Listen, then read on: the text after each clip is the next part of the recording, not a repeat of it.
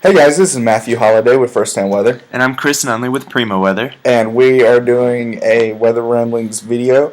It's the first in a long time, but we are trying to get this started back up, and we're really excited about it. We're going to try to do these as often as we can, and as we get more into an active period as far as the weather goes, we will have reason to do these videos.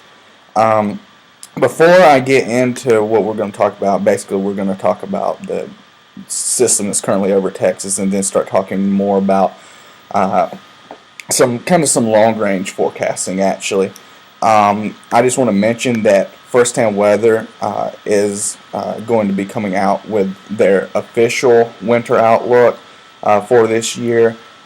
We did come out with an early outlook, but that was not the official outlook.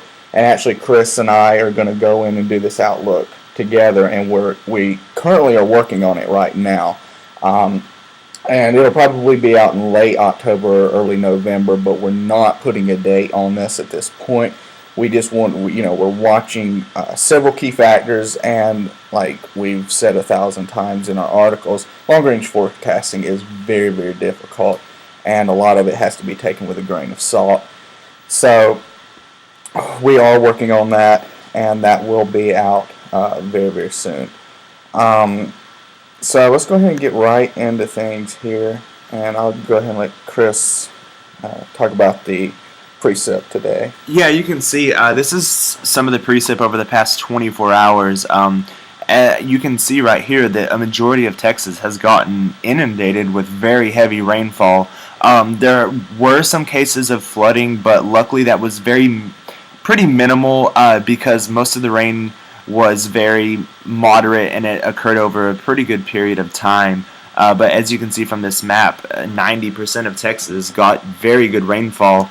And let's go out a couple more days, and you can see right here that Oklahoma also received a good amount of rain the previous day. So we are doing very good in terms of rainfall. I will be very interested to see the latest drought map that will come out next week. It should be very improved. Yeah, it's definitely helping the situation, and we're going to go and look in at Oklahoma. Here's the current radar just to show you really, really quickly. But I do want to show you the precip, and this is today's rainfall for Oklahoma. And the reason we're showing it for Oklahoma, they have a great mesonet system, and so we do just want to show that really quickly. A lot of the rainfall today was in the lower half of Oklahoma, and then in eastern Oklahoma too. Generally, you saw areas in some areas that got like 1.5 inches, and then some of these lucky few up to 5 inches in some of those areas. Yeah, those mesonet stations. It really seems like the spot to be over this event over the past 72 hours was northeast of McAllister. They got so much rainfall. And let's go ahead and show you this is the 7-day rainfall totals, and the entire state of Oklahoma has seen at least some rain. Yeah. Rainfall in the Panhandle, an inch or two, and then some of these areas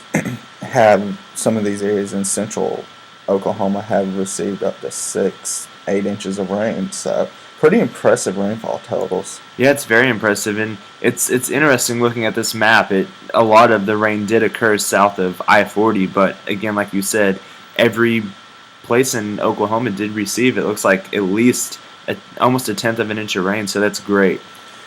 And let's go ahead, let's see what else. Okay, we're going to get a little bit more into some of the long-term forecasting, and this is a 6 to 10 day temperature. Well, what's expected, and below average temperatures for these areas.